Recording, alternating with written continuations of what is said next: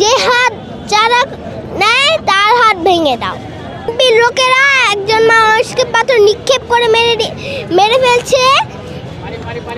আমি আজকে তার পরিবারের জন্য আমি আজকে এখানে এসেছি যে কেন কেউ মারা হচ্ছে, কারণ তারা হচ্ছিল ফেরাউন। আমার তখন ইচ্ছা করছিল যে আমি চিৎকার করে বলি যে আল্লাহ, তুমি ফেরাউনকে ধ্বংস করেছো, এই পৃথিবীতে নমরুদকে ধ্বংস করেছো, হাসিনাকে বাধ্য করেছো বাংলাদেশ থেকে পালাতে, তুমি কেন হচ্ছিল এদেরকে ধ্বংস করছো না?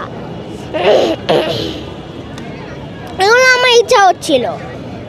তা যে বাংলাদেশের মানুষ আমি দেখেছি যে বাংলাদেশের মানুষ বলে আন্দোলনে গিয়ে সবার সামনে বলতে পারে যে আমরা ফিলিস্তিনে যাব, আমরা ফিলিস্তিনে যাব, ফিলিস্তিনে গিয়ে আমরা হচ্ছিল যুদ্ধ করব, যুদ্ধ করে আমরা হচ্ছিল সব কিছু ঠিক করব। যারা এগুলো বলে তাহলে তারা তখন কোথায় ছিল? যখন আঙ্কেলকে পাথর নিক্ষেপ করে মারা হচ্ছিল তখন কেউ এখানে সেভ করতে পারতো না। সবার প্রকাশ্য হচ্ছিল আঙ্কেলকে মারা হয়েছে, কেউ কিচ্ছু বলেনি। আমার অনেক কষ্ট হয়েছে, আমি ওখানে থাকলে সাথে সাথে গিয়ে সেভ করতাম। ওরা যে বলে তখন ওরা কোথায় ছিল? ওরা তো তখন ছিল না। কি কারণে এই হত্যাকাণ্ড হয়েছে তুমি শুনেছো? হ্যাঁ, কারণ ওরা চাঁদা চেয়েছে, চাঁদা দেওয়া হয়নি, সব রাখতে চাঁদা দেওয়া হয়নি। আর তারপরে গিয়ে দেখি যে হচ্ছিল তাদেরকে 1 বান্ডিল টাকা দেওয়া হয়েছে যাদেরকে বেড়েছে।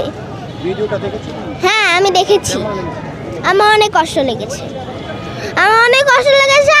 আর পরে কি আমি দেখেছি যে 1 বান্ডিল টাকা দিয়েছে। এক জীবনের মণ্ডলকে 1 বান্ডিল টাকা, যদি 1 বান্ডিল টাকাই হয় তাহলে তো একটা সামান্য জিনিসই তো আর হচ্ছে এটা আর হয়ে গেল না।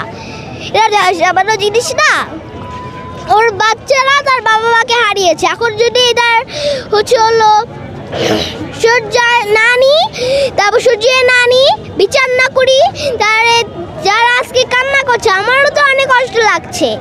তারা বড় আমাদেরকে ঘৃণা করে থুতু দিয়ে হচ্ছিল বড় হবে, গড়বে যে ওরা আমাদের বাংলাদেশ আমার বাবা বিরুদ্ধে কোনো কিছু নেয় না, বাবার পক্ষে কোনো কিছুই দেয় না, কোনো কিছু বলে না।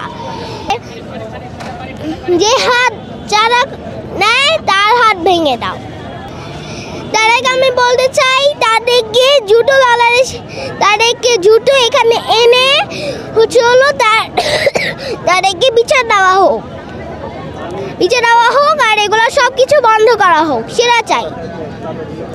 আর আওয়ামী লীগদের হচ্ছে এগুলো প্রকাশ্যে স্টেজে অথবা শহীদ মিনারে হচ্ছে প্রকাশ্যে সবার সামনে শহীদ মিনার অথবা টিএসসিতে ফাঁসি দেওয়া হোক।